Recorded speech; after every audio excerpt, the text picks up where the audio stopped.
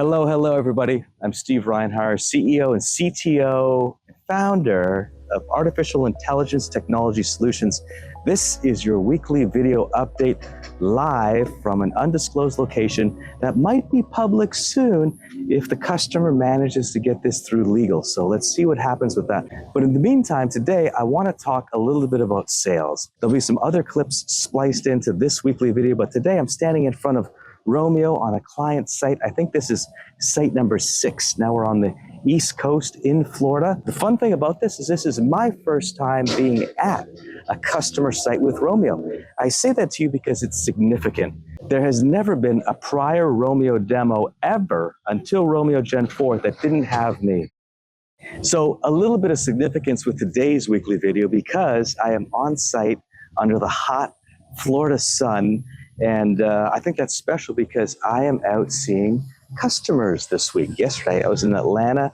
We had a huge day in healthcare and in one of our other strong industry sets. And it was amazing to get out and spend time with customers and listen to them and hear them and see our sales funnel directly myself.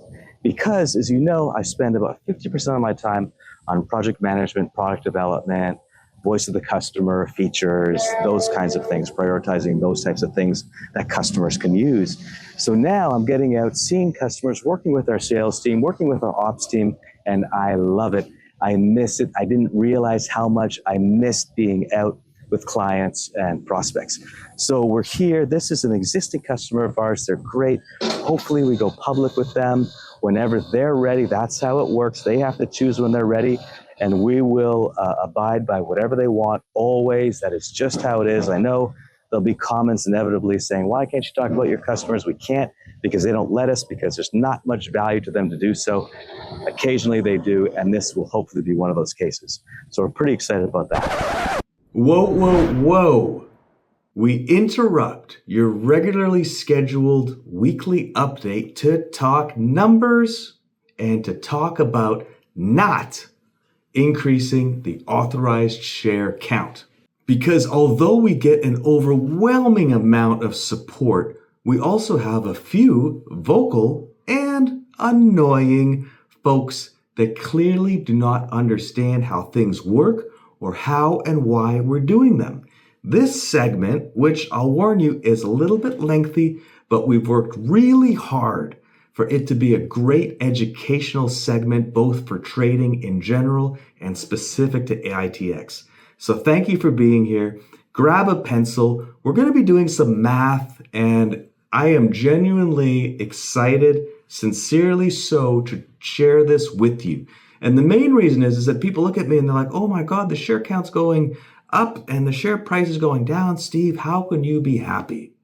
Well, I'm not happy about that. Don't get me wrong, I'm not happy about that, but I can't control that. What I can control is what I'm going to share with you today. I can control the facts that I can share, and that's what we're doing here today. Let's get into it. Now, for some of you, this is the weekly video content that you've been waiting for a long time. Dilution funds our ability to grow. I've said that a million times. But what it does with the company is it creates a product that we've sold that creates a revenue stream that we amortize over 4 years. So we sell that share once, we put it into a pile, we build a product, we sell it, we get money back over and over and over again, considering attrition and repeats and all the other factors that you should always consider when we're talking about revenue streams. Sell the share once, get years of revenue back from it. It's very different than a product that gets built and sold, built and sold, built and sold. This is why I love this model, because of the recurring monthly revenue, because we're shooting, at really high software style gross margins. Let's say that I listened to a handful of loud people that said, Steve, stop the dilution. Don't trade any more shares. Okay, let's say I listened to them last year or the year before or any time ever, okay? What would happen? Where would we be? That's the question. Where would we be? First off, say goodbye to at least 60% of our team. Say goodbye to ROAMEO, Ram, Sarah, Radcam, Rad Dog. Say goodbye to our responsiveness to our customers that lets us turn around quick software development changes that in turn strengthens our relationship and makes us stickier and more long-term with our customers. Say goodbye. Not going to have the resources. Say goodbye to fast growth. That's for sure. Where are we going to get the money to buy the inventory? We're not going to have a big enough asset base to get a loan like we can today, or like we should be able today, like I'm working on today. Say goodbye to all that. You're looking at the same business that we were in 2019, working out of a garage with no resources, no ability to create world-class products, no ability to win world-class awards. Say goodbye to it all. And say goodbye to me. I'm not sticking around for that. I'm not here for that. Some of you know some of the things that I've done to get us here. So what if we stop selling shares? What if I don't increase the authorized? I'm not here. This company isn't here. I'm moving on.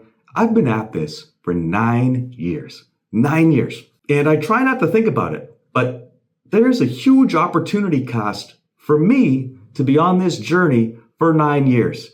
And the offers and things that I get to this day that are very interesting are interesting, okay? But this is where I am. This is my journey. This is the mission that I'm on, that I've sacrificed on. So on Friday, July the 25th, we filed to increase the authorized by 15%, from 20 billion shares to 23 billion shares, common shares specifically. We don't have the $5 million line of credit secured yet.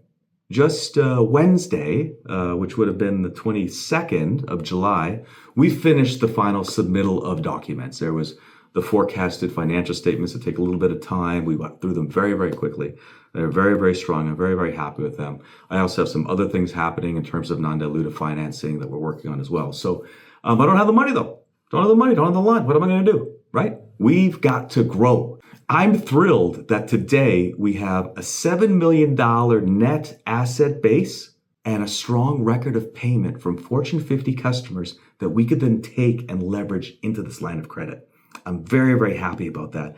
If we had stayed at a 5 billion authorized share count, wouldn't be here. Again, wouldn't be here. I hope I've reinforced that and explained that.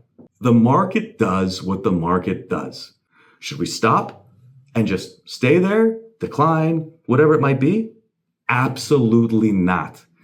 We are going to continue to work and take this to great heights. That's why I'm here. That's what motivates me. That's why I'm happy. Okay? Most of the time. Can't say I don't have bad days, right? But most of the time, I'm excited about this journey. I'm grateful, thankful to you guys who stayed and watched this far. So I don't know how many minutes we're in deep here, but thank you guys so much for watching. Please DM me, comment, email, whatever it is.